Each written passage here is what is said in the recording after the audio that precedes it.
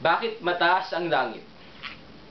Noong unang panahon, ay mababang-mababa ang langit at walang buwan at bituin. Bakit kaya tumaas ang langit? Narito sa kwento na ito ang mga sagot. Si Maria at ang kanyang nanay ay nakatira sa isang bahay kubo.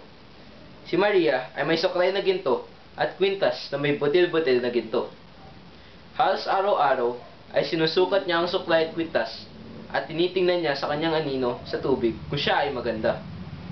Isang araw nang isinusukat ni Maria ang suklay at ang kwintas ay tinawag siya ng kanyang nanay.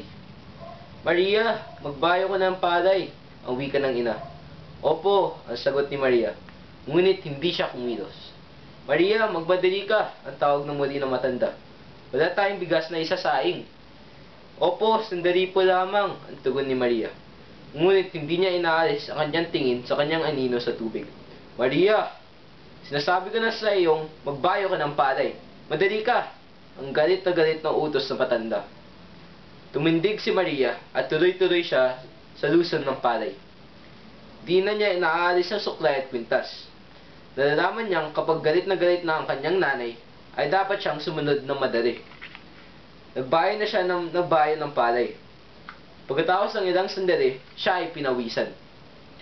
"Napupuno ng pawis ang aking kwintas," ang wika ni Maria sa kanyang sarili. Nuban niya ang kwintas, inalis ang kanyang suklay, sinabi naman ito sa langit na noon ay mababang-mababa at naaabot na kamay. Samantalang siya ay nagbabayo ay tinitingnan ang suklay at kwintas.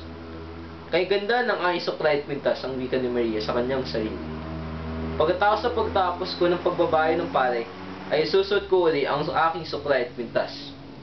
Sa gayong pagsabi ay dinalas niya ang pagbabayo ng palay upang ito ay matapos at maisuot niya uli ang suklay at kwintas.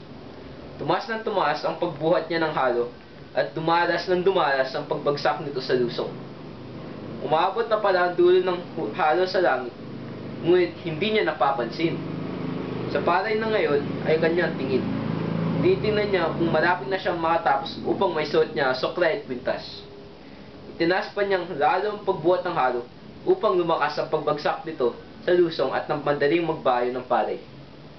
Sa bawat pagtaas pala niya ng halo ay bumubunggo ang halo sa langit at sa bawat pagbunggo naman ay tumataas ang langit.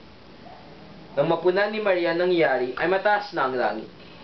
Tangay-tangay ang kanyang gintong suklay at kwintas. Di na niya maabot ang mga ito. Tumaas na tumaas ang langit. Tumaas din na tumaas ang suklay at kwintas. Nung gabing niya ay umupo si Maria sa may bintana at tinitingnan niya ang langit na ngayon ay mataas na. Nanap niya ang kanyang suklay at kwintas. Naroroon na kanyang gintong suklay at siya naging buwan. Magintong butil na kanyang kwintas ay nagkahiwalay at siya ay naman naging mabitwin. "Lalong maganda ngayon ang aking gintong suklay," ang wika ni Maria sa kanyang sarili. "At anong kinang na mabutil ng aking kwintas." Bakit mataas ang langit?